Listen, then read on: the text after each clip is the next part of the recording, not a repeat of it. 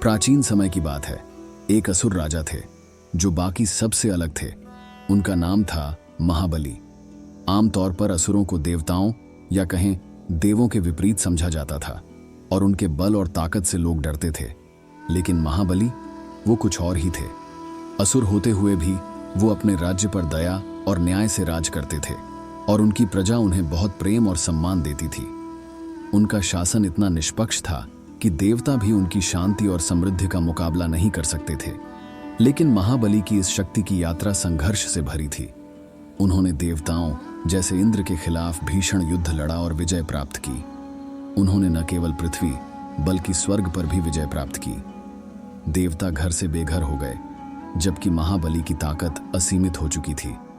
लेकिन अपनी विजय की ऊंचाइयों पर भी महाबली ने अपनी प्रजा के प्रति अपने कर्तव्यों में कभी चूक नहीं की।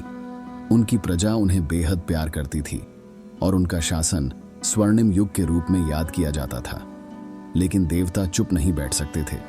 दुनिया का संतुलन बिगड़ने लगा था और देवताओं के बिना प्राकृतिक व्यवस्था खतरे में थी। हताश होकर देवता भगवान विष्णु के पास पहुंचे, जो ब्रह्मांड के संरक्षक थे। विष्णु ने उन्हें समझाया कि सही समय आने पर वह हस्तक्षेप करेंगे, लेकिन ताकत से नहीं बल्कि चतुराई से। समय बीत गया और वो दिन आ गया जब महाबली ने एक विशाल और पवित्र यज्ञ करने का निर्णय लिया। उन्होंने अर्षियों और मुनियों को आमंत्रित किया, यह वादा करते हुए कि वे उनसे आशीर्वाद के बदले में जो भी मांगेंगे उन्हें देंगे। यज्ञ का आयोजन भव्य था और पूरा वातावरण श्रद्धा और भक्ति से भर गया था। भीड़ में एक छोटा सा आकृति, जिसे पहले किसी ने नहीं देखा था, धीरे धीरे सामने आई। वो था एक छोटा सा बालक, वामन। वह बहुत ही मासूम और विनम्र लग रहा था।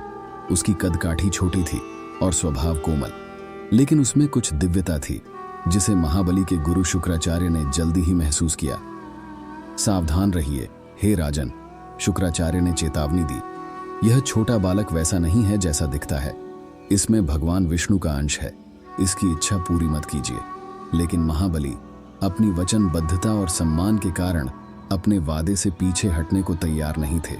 वह किसी को भी अपनी उदारता से वंचित नहीं कर सकते थे और इसलिए एक मुस्कान के साथ महाबली वामन की ओर मुड़े और उनसे पूछा कि वह क्या चाहते हैं। वामन अपनी मासूमियत के साथ अपने छोटे पैरों की ओर इशारा करते हुए बोले, मैं केवल 3 पग भूमि की मांग करता हूं। महाबली हंस पड़े। इतनी छोटी सी मांग, कोई इतनी सी जमीन से क्या करेगा? बस इतना ही? राजा ने हंसते हुए पूछा। लेकिन वामन केवल मुस्कुराए, एक ऐसी मुस्कान जो सच को छिपाए हुए थी। जैसे ही महाबली ने सहमति दी, वामन बढ़ने लगे और बढ़ते गए और बढ़ते गए। उनका छोटा सा शरीर बादलों के पार पहुंच गया, पृथ्वी से भी ऊंचा। कुछ ही क्षणों में वह छोटा मुनि एक विशालकाय रूप में बदल गया, जिसका आकार विशाल और अद्भुत था। वामन ने एक पग में पृथ्वी को ले लिया, दूसरे पग में उन्होंने स्वर्ग को अपने अधीन कर लिया, जो महाबली ने पहले जीता था। फिर वामन ने महाबली की ओर देखा। उनकी नजरें कोमल लेकिन शक्तिशाली थीं। इन 2 पगों से मैंने पृथ्वी और स्वर्ग ले लिया है। अब हे राजन, मैं अपना तीसरा पग कहां रखूं? वामन की आवाज पूरे ब्रह्मांड में गूंज उठी। उस पल में महाबली ने समझ लिया, उनका शासन चाहे जितना भी गौरवशाली हो, अब समाप्त हो चुका था। लेकिन प्रतिरोध करने के बजाय वह महान राजा झुक गए और बोले, अपना तीसरा पग मुझ पर रखो। उन्होंने विनम्रता से अपना अहंकार छोड़ दिया और फिर वामन ने धीरे से अपना पैर महाबली के सिर पर रखा और उन्हें पाताल लोक में भेज दिया। यह कथा हमें यह सिखाती है कि जीवन में हर चीज का एक समय होता है। राजा उठते हैं और गिरते हैं जैसे साम्राज्य, लेकिन जो वास्तव में हमेशा बना रहता है वो है आपकी छोड़ी हुई विरासत। महाबली, जिन्हें पाताल भेज दिया गया था, उन्हें उनकी विजय के लिए नहीं बल्कि उनके दयालुता, न्याय और प्रजा से प्रेम के लिए याद किया जाता है।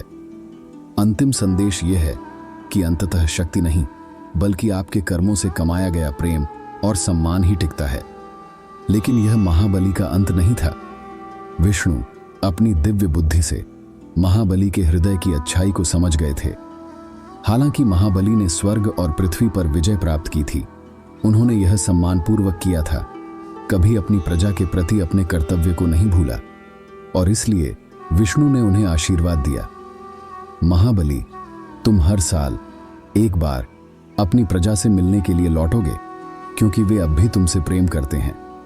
और इस प्रकार हर साल ओणम के त्योहार के दौरान केरल के लोग अपने प्रिय राजा महाबली का स्वागत करते हैं और उनकी याद में उनके न्यायप्रिय शासन का जश्न मनाते हैं।